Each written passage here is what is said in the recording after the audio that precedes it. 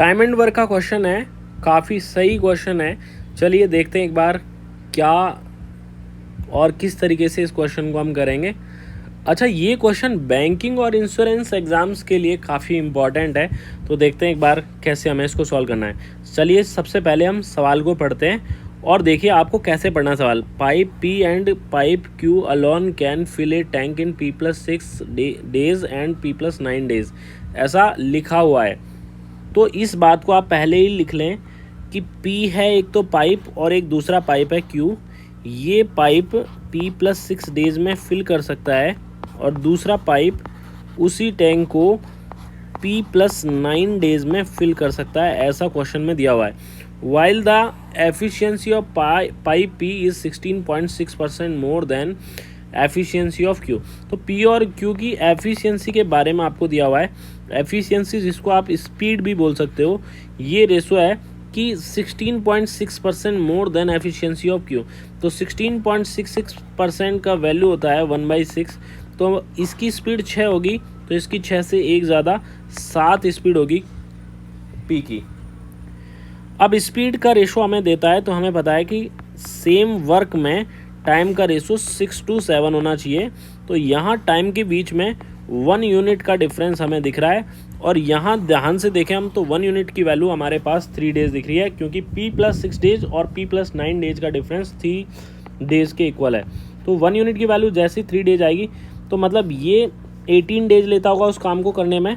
यहाँ मैं अलग पेन से लिख देता हूँ, ये 18 डेज लेता होगा उस काम को करने में और ये 21 डेज लेता होगा उस काम को करने में। यानी कि P+6 की वैल्यू 18 डेज आने पर P की वैल्यू 12 आ जाएगी, या फिर P+9 की वैल्यू 21 आने पर भी P की वैल्यू 12 निकल के आ जाएगी। तो P की वैल्यू हमें यहाँ निकालनी थी, तो P की वैल्यू हमें मिल गई है। अब और पाइप P और R की दक्षता का 7:5 है। देखो P और R की रेशो भी हमें दिया हुआ है, तो अब हम आगे बढ़ सकते हैं। तो मैंने यहाँ तक वैल्यू निकालनी है, ठीक है। तो P की वैल्यू यहाँ पर वैसे पूछी नहीं गई थी। अब देखो आगे हम क्या करेंगे, यहाँ से देखो, यहाँ से हमें लिखना है PQ और एक तीसरी पाइप दे रखा R। P और R के बीच का रेशो दिया हुआ 7:5, तो ये 7 होगा, तो R की स्पीड आ गई 5। R जो है वो आउटलेट पाइप है, तो इसके आगे आप माइनस साइन लगा सकते हो, जिससे आपको याद रहे कि ये पानी निकालता है पाइप। तीनों पाइप एक साथ खुल जाएं तो कितने घंटे में टैंक को पूरा भर सकते हैं। अब देखो P की वैल्यू हमने 12 निकाली थी ना, तो 12 वैल्यू यहाँ पर रखने पर 18 दिन में P किसी टैंक को भर सकता है।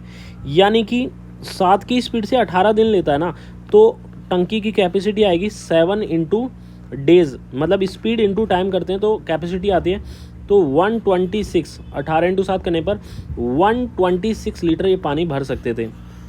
अगर तीनों पाइप खोले जाएं तो टंकी कितनी देर में भरेगी, तो तीनों पाइप खोलने पर 7 भरेगा, 6 भरेगा, लेकिन 5 निकालेंगे, तो 13 भरने के बाद 5 निकले, तो 8 की स्पीड से ही ये भर पाएंगे।